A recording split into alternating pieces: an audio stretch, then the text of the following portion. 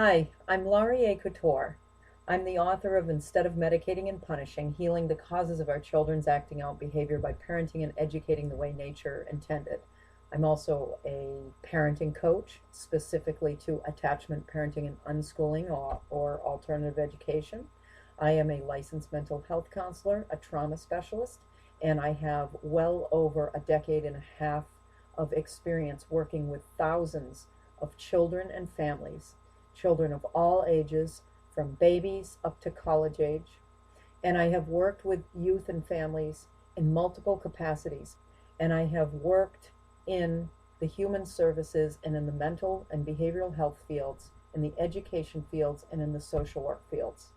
I have an enormous amount of experience with these fields, especially human services and social justice as a whole. I have also mentored 3 youth, and I am the mother of a beautiful 20-year-old son. I'm going to discuss a situation that happened with media censorship, with me trying to get some information out to the public that I feel is a public health issue. And I have been repeatedly stonewalled and blocked from being able to get this information into media that tends to be more progressive or social justice oriented or left political oriented, liberal. I consider myself non-political when it comes to picking sides. I am a humanitarian, 100%. I fight for the human rights of all human beings, especially for children, because I understand that it is trauma that creates violence and mental illness and behavioral problems in people, and that people need healing, not punishment. And that when we look at things from a right-wing or left-wing standpoint, then we are not addressing the true human needs of people. Because when we're off on the polar opposites, we're not seeing the whole. I'm also on the autism spectrum. That means that I can see intense details of things up close that some people miss, and I can also pull back the lens and see the whole of humanity. Now, I'm telling you that because I'm going to be revealing that when I talk about this media presentation that I put together. So this is specifically relating to feminism as an ideology. And I want to let you know that I was trained by feminists all through college and grad school.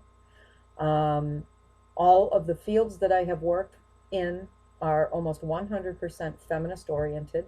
Politically, they all lean left. I have always leaned left. I always voted Democratic. I always felt that the right wing, there was just so much, just such a disconnect from humanity and just a lot of outright racist overtones. And so I really stayed away from conservative politics in general, just because I just felt that they never fit with me. And I always felt that the liberal politics were closer to, my views on embracing all of humanity and helping all of humanity, and just really, really being passionate about social justice for all people. I'm finding that less and less of what I believe is encompassed by the left side as well. When I am critiquing feminism, I am not in any way doing that from a political standpoint, saying, oh, I vote this way or vote that way. It's based on a pervasive censorship that I have seen, where feminism has consistently, I have found in my research and observed this directly in the multiple settings, clinics, places I have worked in, and services that I've tried to get to my families and pieces that I have tried to get into the media. I have found that feminist-based media and feminist-based human services has blocked research, awareness, and services to male victims of sexual and domestic violence, and has been doing that since the 1970s at least. And also, they have been blocking awareness of female perpetration of rape, sexual violence, and domestic violence. Feminism has also blocked any real coverage of male genital mutilation, which is a sexual violation that 80% of living males have suffered in the United States. Now, I have tried to no avail, and I'm an excellent writer. I have had many things published, but when it comes to any type of critique of feminism or trying to bring issues relating to male victims of sexual and domestic violence or female perpetrators of sexual and domestic violence into the media in any meaningful, deep way, in any media that's left leaning, and that's the only media I've approached, I admit.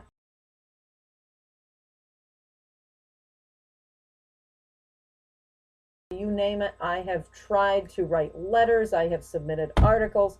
I cannot get either a response from them or they tell me we are not interested in the article.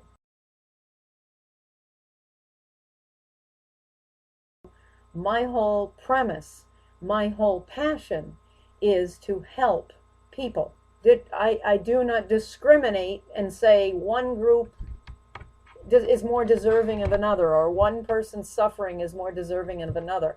Other than I do tend to focus a lot of my efforts on youth and families, because children, we were all children at one time, and it is children who grow up to be the adults. And when children are traumatized and when they suffer attachment breaks and when they do not have, the loving, nurturing, compassionate parenting, and when they are in an educational environments that break their spirit, such as public school, then children are going to grow up to have emotional, behavioral, and learning problems, including violence. Boys and young college-age men are actually being raped and sexually assaulted in higher numbers than girls and young women of the same age groups.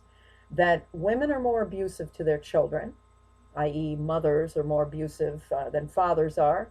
That men, and this has been known since the 1970s through empirical research, that men are the primary victims of domestic violence, and that men and boys are raped at equal numbers to girls and women. Now, this information has been known for some time, and some of it since the 1970s, but feminist programs, feminist political groups, feminist human services have consistently blocked this. Now, I'm not understanding why. So what I did was I wrote an article from an autistic perspective, and I tried to put it out to multiple sources. And then the Good Men Project, because I was thinking, okay, this is supposed to be about men and boys issues. Their tagline is the conversation that nobody's having. Contrary to what people think, this is really not about boys and men, because Ms. Magazine is actually connected to it, and Ms. Magazine is one of the biggest feminist bastions that there is. And so they it's almost like they're taking this men's issues forum and filtering it through feminism so that everything has to be censored, so it's got to be approved by feminists in order for it to be acceptable to the public. It's almost like, okay, we're doing this, so now men, you can't complain. When I submitted it to the Good Men Project, the senior editor named Wilhelm Cortez, he asked me, he liked it, and he said he was going to give it a good read, but apparently he had sent it up to his executive editor, and they required that I edit it 3 times. Now, that's the most I have ever had to edit something for any magazine or media source. Usually it's 1 edit. I know my skill. But really what they were asking me to do is not edit it because there was any grammatical or any actual mechanics errors, but they were asking me to edit it because they wanted me to basically cut out all of the critique of feminism. They wanted me to soften it to the point where there was very little left. So this was the 3rd version, which I did approve. They approved it, both the senior editor and the executive editor of the Good Men Project. And I did agree to this version. The title was called An Autistic Critique of Feminism. A humanitarian on the autism spectrum refuses to be silenced about the overlooked side of social justice, by Laurie A. Couture. People on the autism spectrum look at the world in a truly unique manner. What the rest of the world labels as a disability is, to those of us on the spectrum, a creative neurological diversity in how we process information and adjust our lenses in viewing the world. Many people on the spectrum can zoom in to see minuscule yet crucial details of a situation. I can also pull back the lens and see the extreme whole of the situation, connecting groups of facts across disciplines and fields that may seem to have no apparent relationship. I can do both of these lens adjustment feats simultaneously. Despite the social and sensory challenges of being on the spectrum, I have worked as a professional in the human services and as an advocate of social justice for nearly 2 decades. I have worked with thousands of hurting children and families in multiple roles, including as a mental health counselor, parenting coach, social worker, educator, and mentor. I am also the proud mom of a 20-year-old son I adopted from the foster care system when he was 11. Like many on the spectrum, I also enjoy research, especially of psychology, anthropology, child development, neurology, human attachment theory, learning theory, and trauma's effect on the human brain. I am able to translate all of my experiences of working with people affected by violence, my own personal experiences of helping to protect and heal my son, and the data extracted from my multidisciplinary research into a mosaic of understanding humanity as a whole. In other words, I can see the threads of how childhood trauma and attachment breaks in each individual family lead to the tragic tapestry of global human suffering. Family violence is almost always a symptom of trauma and unmet emotional and physical needs, usually in the childhoods of adults. I believe that hurt people need compassion, healing, and guidance, not punishment. My passion is to heal human suffering at its root causes and to offer people compassion and hope. When women and girls are the victims, I have found that compassion and fierce political action from our society abounds. There is no resistance from professionals or from the media to raising attention to the suffering and needs of girls and women. I have always expected equally passionate attention to be given to the needs and suffering of boys and men. However, I have continuously run up against an aggressive blockage when I attempted to raise awareness about the suffering and needs of boys and men and how violence in males is a direct result of childhood trauma. The blockage has come repeatedly from feminists who run most social justice and human service programs, as well as from media that is feminist influenced. After years of exhaustive attempts to find a forum for these issues in the media that is social justice focused, I have been dismayed to find that it is often frowned upon to mention males as a group unless it is to criticize, blame, or even degrade them. Especially taboo is acknowledging the high prevalence of sexual and domestic violence against males, the growing number of female perpetrators of sexual and domestic violence, the mass pathologizing and drugging of boys in schools, the shaming of males in the media, the fact that 80% of suicides are boys and men, and that one of the most ignored human rights violations in America is male genital mutilation. Many social justice campaigns and democratic-minded media will not allow for any serious ongoing discussion of these issues except to minimize, ignore, or even mock them. The recent United Nations-backed He for She campaign is a good example of campaigns that omit attention to sexual and domestic violence against boys and men. The campaign asks men to take the He for She commitment pledge, which I quote, "Gender equality is not only a women's issue, it is a human rights issue that requires my participation. I commit to take action against all forms of violence and discrimination faced by women and girls," unquote. However, what about violence and discrimination against men and boys? Why aren't both men and women being asked to take action against all forms of violence against anyone? Males as victims and females as aggressors are human rights issues that have serious implications for the public's safety. Trying to warn the public is an impossible feat if the information is dismissed or ignored. If human service agencies, social justice campaigns, and the media refuse to acknowledge males as victims and females as aggressors, how will the public ever be made aware of the increasing but quiet empirical research indicating that boys and young men actually suffer equal or slightly more rape and sexual violence at the hands of girls and young women than in the reverse, or that women perpetrate more child abuse and domestic partner abuse than men? If this information reached the public, what is it that people fear? I believe that if the public was aware of the research, both women and men would get the help they deserve, and that boys and girls would be healed to prevent them from passing on the cycle of violence. We cannot achieve true peace between the sexes and genders or true equality unless we are willing to cease viewing domestic and sexual violence as gender crimes and develop a mutual understanding that sexual and domestic violence against anyone, child, woman, or man, is not acceptable by anyone.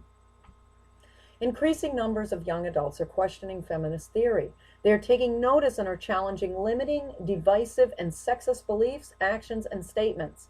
Social media platforms are exploding with hashtag wars and sign campaigns between feminists and those who are rejecting feminism.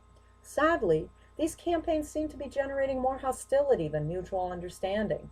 Perhaps media outlets will begin offering a more quality forum for the growing number of humanitarians who care about the suffering, needs, and rights of all human beings. People on the autism spectrum are tenacious and intensely concerned with fairness. Many of us on the spectrum have little interest in placating people or conforming to systems simply to fit in, because most of us do not fit in with neurotypical groups or systems.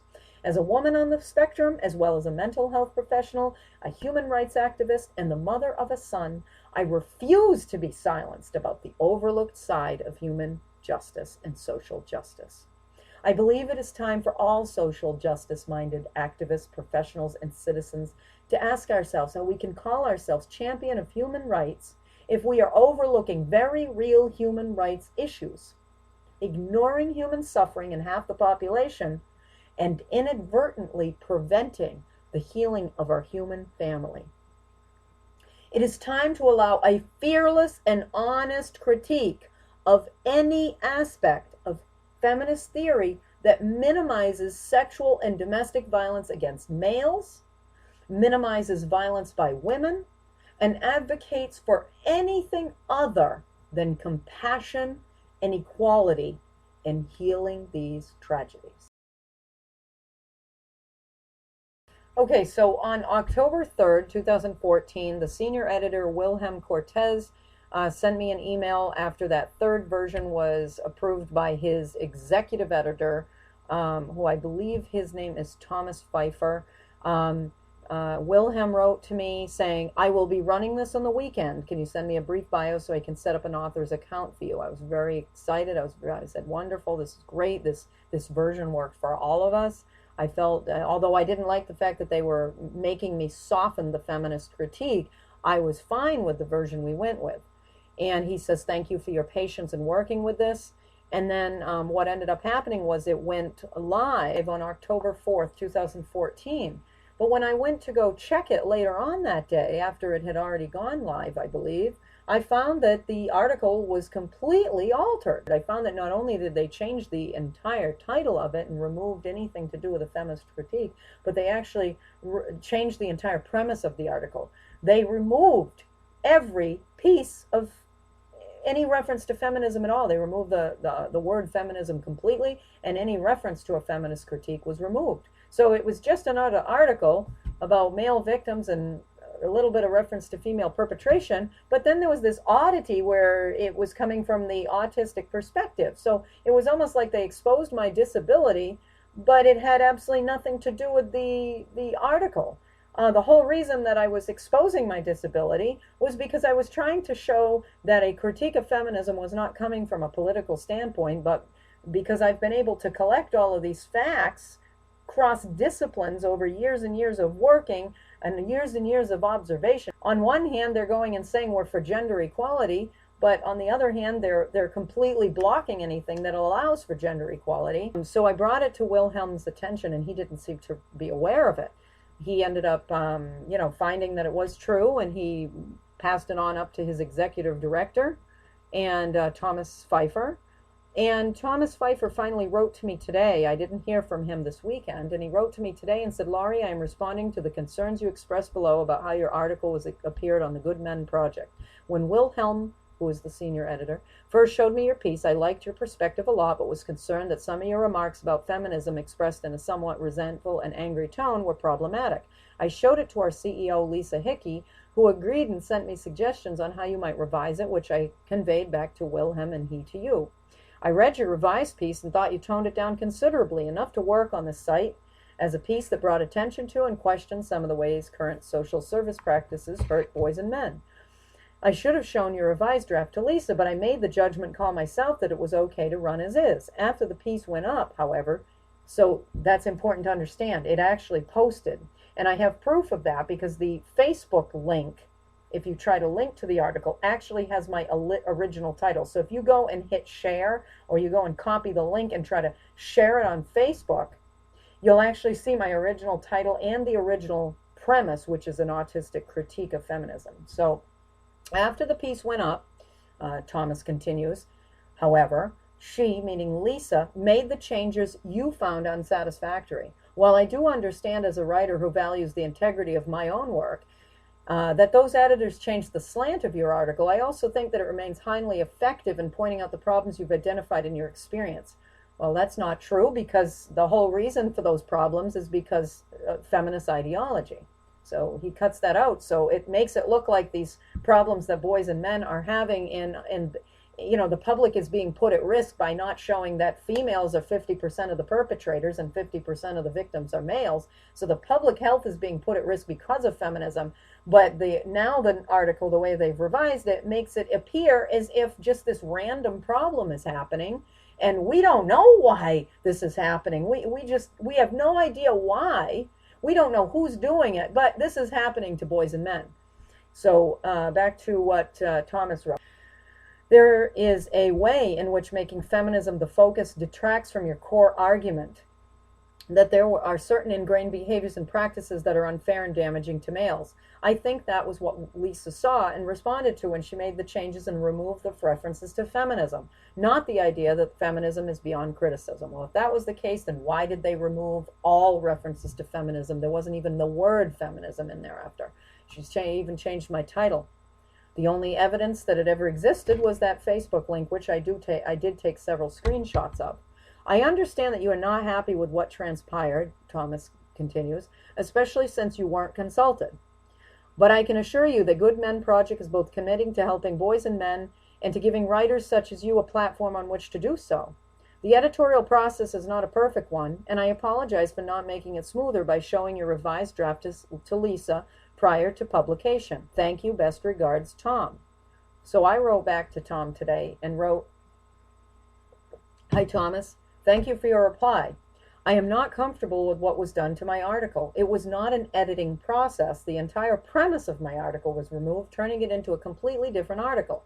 The reason I presented from the autistic perspective was to indicate that my critique of feminism was not political, but based on a very unique perspective, based on a detailed and wide-angled worldview, and based on many years of working alongside feminists with children and families in the human rights and social justice fields. To reveal my disability simply to point out that boys and men are abused not only feels disrespectful to me, but it is irrelevant to the topic. I took a chance at vulnerability, i.e. revealing my disability as a professional, to try to see if I could raise an issue I have been unable to raise in the dozens of other progressive media sources I have approached. That feminist-run media and feminist-run human services have contributed to the false impression that boys and men suffer minimal sexual and domestic victimization, and that women perpetrate minimal amounts of that assault. I assumed the Good Men Project would be a good place to start to get that advocacy, but it seems as if there's maybe another agenda that supports censorship. I edited the article 3 times, far more times than I've ever been asked to edit any article for any media source. I finally approved the version that was to go live, which was very soft and not at all adversarial, but still made the point that I was critiquing feminism as the source of blocking awareness, services, compassion, and empirical research about male victims of sexual and domestic violence. For Lisa to completely remove all references to feminism, to critiquing feminism, and to the inability of humanitarians such as myself to critique feminism in our own progressive-minded media was ironic, because she indicated to me that it isn't possible to critique feminism in the progressive media. She proved that point by her actions. It surprises me to hear that 2 male editors of a website for male issues found the article worth publishing, but Lisa, who happens to be female, felt the need, and she's the CEO, felt the need to censor that information. I am also trying to imagine that happening if the genders were reversed and my article was focused on women and girls, and say the article was Ms. Magazine. I'm requesting that the version of the article that I approved, that you and Wilhelm approved, must be restored. Otherwise, I will seek another source for the article with an addendum of what happened when it was approved for publication on the Good Men Project. I think the public should be aware of this serious censorship problem in trying to bring awareness to male victims and female perpetrators. Laurier Couture. So I did actually take screenshots of the changes. I took screenshots of when I shared it and posted the Facebook link. I also took screenshots of the several progressive sites that I posted it to, including Upworthy Extra. And by the way, the reason I couldn't post it to Upworthy is Upworthy blocked me about a year ago when I actually tried to post some information about male victims of rape and sexual violence. So Upworthy completely blocked me from their page, as well as several other feminist sites. I'm presenting this information to the public in hopes that there will be increased public scrutiny of feminist media resources, human service fields, and of feminist ideology in general. We need a very, very serious critique, because the shaming of boys and men has reached a level that is toxic, and it should not be tolerated anymore. The public's health and safety is at risk. Boys are at risk.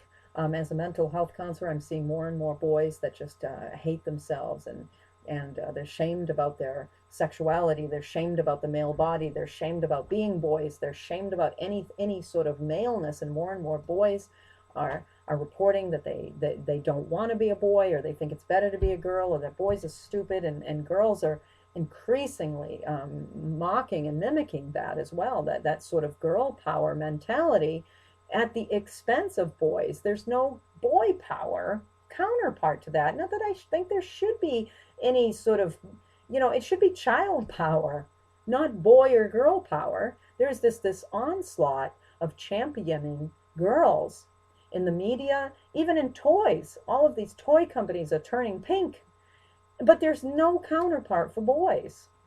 So there's this absolute flood, especially since the 1990s, of shaming boys and men, shaming everything male, and denying and just ignoring, just completely by omission, as my son notes, any sort of suffering or needs of boys and men, especially when it comes to sexual and domestic violence.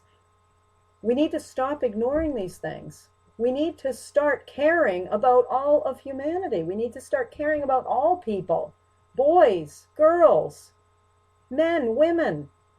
We're all in this together.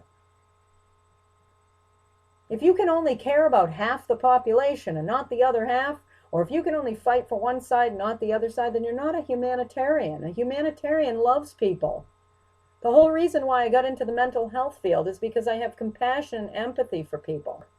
I have compassion and empathy for all human beings, and there's not one person that I want on this earth to suffer.